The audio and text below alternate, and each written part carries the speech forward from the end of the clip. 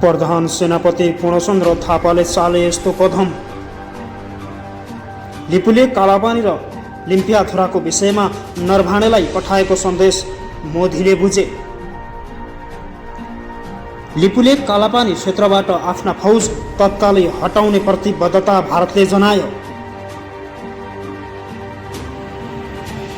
दर्शकबिन नमस्कार, तपाईँ मेरो पोखरा टिभी युट्युब च्यानल हेर्दै हुनुहुन्छ।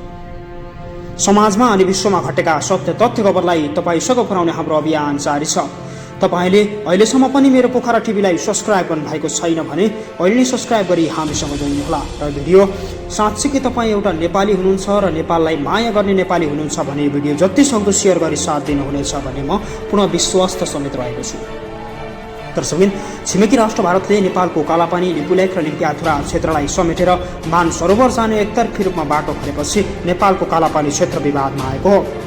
नेपाल सरकारले गोर्खा रेजिमेन्ट कम्पनीको भर्ती रोक्ने आदेश दिएपछि मोदीले कालापानी क्षेत्रबाट आफ्ना फौज हटाउने सम्मको प्रतिबद्धता जनाएको हो।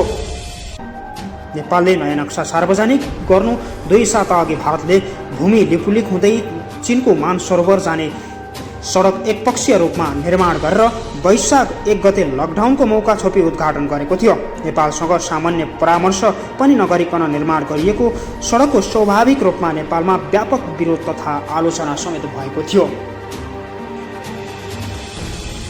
यसैबीच भारतीय सेनाका प्रमुख मनोज मुकुन्द नरवानेले नेपालमा भइरहेका विरोधबारे एउटा राजनीतिक अभिव्यक्ति दिएका थिए। चीनको आडमा यस्तो विरोध भएको आशय सहितको प्रतिक्रिया दिएपछि उनी विवादमा तानिएका थिए। भारतीय सेनापतिबाट यस्तो अभिव्यक्ति आएपछि नेपाली सेनापतिले पनि त्यसमा बोल्नुपर्ने वा काउन्टर दिनुपर्ने भन्दै दबावयुक्त बहस चल्यो। सीमा विवादमा सेना चोप लागेको गुनासो र आरोप पनि जङ्गी अड्डाले खेप्नु पर्यो। तर प्रधान सेनापति पूर्णचन्द्र थापाले उपयुक्त समयमा उपयुक्त फोरममा आफूले यसबारे कुरा राख्ने बताएर तत्काल केही प्रतिक्रिया दिएका थिएनन्। पेशागत मर्यादा र जिम्मेवारीको संवेदनशीलताका कारण उनी यो कूटनीतिक मौनता स्वाभाविकता थियो र अर्थपूर्ण पनि थियो भन्ने उनको भनाइरहेको थियो। तर सार्वजनिक रूपमा व्यक्त गरेको प्रतिबद्धता पुरा गर्ने मौका उनी पर्खिरहेका थिए। भारतीय सेनापतिको हालै सम्पन्न 3 दिने भ्रमणको अवसरलाई निकै सतर्कताका साथ उपयोग गर्दै सेनापति थापाले यो प्रतिबद्धता पुरा गरेका छन्। भारतीय समकक्षीसँग सीमा विवादबाट स्पष्ट दृष्टिकोण राखेका छन्। जङ्गी अड्डाको उच्च स्रोतले भन्यो, सेना प्रमुखसँग भेटवार्तामा सेनापति थापाले आफ्नो क्लियर पोजिसन राख्नु भएको हो।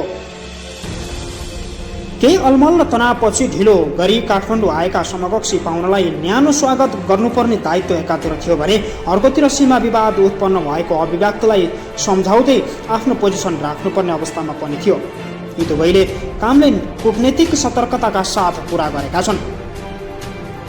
भारतीय सेना प्रमुखको स्वागतमा सकारात्मक कुनै कमी फिल नहुने गरी आफूले दिनुपर्ने सन्देश पनि पर्याप्त रूपमा दिएको जङ्गी अड्डाले दावी गरेको छ। दर्शकबिन, तपाईँ मेरो पोखरा टिभी हेर्दै हुनुहुन्छ। समाजमा र विश्वमा घटेका सत्य तथ्य खबरलाई तपाईँसँग पुर्याउने हाम्रो अभियान जारी छ। आज मैले नेपालप्रति अत्यन्त संवेदनशील भिडियो लिएर आएको छु। कृपया भिडियो हेरी जतिसक्दो शेयर गरी साथ दिनुहुनेछ भन्ने म पूर्ण विश्वास रहेको छु। प्रधान सेनापतिले चालेको यो कदमलाई तपाईँले कसरी मान्नुहुन्छ, जतिसक्दो कमेन्ट गर्न भने नबिर्सिनुहोला। दर्शकबिन, कार्तिक 19 गते 3 दिने भ्रमणका लागि नेपाल आएका भारतीय सेनाका प्रमुखको पहिलो दिन औपचारिक कार्यक्रम भने थिएन। तर त्यो दिन उनको सेनापतिसँग अनौपचारिक भलाकुसारी भयो। दोस्रो दिन बिहानदेखि नै नरवाने सैनिक मुख्यालयमा व्यस्त भए। जङ्गी अड्डामा सामूहिक र 2 दिने सेना प्रमुखहरूबीच एक्लै पनि औपचारिक वार्ता चल्यो। त्यही दिन बेलुका सेनापति समकक्षीको सम्मानमा आयोजना गरेको विशेष रात्रि भोजमा भएको अनौपचारिक कुराकानी अर्थपूर्ण थियो। त्यहाँ पूर्व सेनापतिहरू पनि सहभागी भएको बताइएको छ। भारतीय सेना प्रमुखसँग औपचारिक भेटवार्ता तथा अनौपचारिक भलाकुसारीमा सेनापति थापाले 4वटा बुँदामा केन्द्रित भएर आफ्ना भनाइ राखेका थिए। सेनापतिले राखेको पहिलो बुँदा वा बटम लाइन थियो, नेपाली जनताको फैसला र चाहनालाई सम्मान गर्ने नेपाली सेना सधैँ प्रतिबद्धता रहेको उनले बताएका थिए। नेपाली जनताका लागि जस्तोसुकै कदम पनि नेपाली सेनाले चाल्न सक्ने उनले नरवानेसँग बताएका थिए। खास गरी संवादको दुवै सदनलाई 2/3 संविधान संशोधन पारित गरेर सरकारले जारी गरेको नयाँ राजनीतिक नक्सालाई स्थगित गरेको सन्दर्भमा उनले यो भनाइराखेका थिए। नेपाल सरकारले जेठ 7 गते भारतले अतिक्रमित भूभाग समेटेको नेपालको नयाँ राजनीतिक र प्रशासनिक नक्सा जारी गरेको थियो। उक्त नक्सामा नरभानेले दिएको अभिव्यक्ति अत्यन्त लज्जास्पद थियो। नयाँ नक्सा संविधान संशोधन मार्फत निशान छापमा समेत समावेश भइसकेको छ। नयाँ नक्सा सहितको संविधान संशोधन सदनको दुवै सदनबाट पारित भएर असार 4 गते जारी भइसकेको थियो।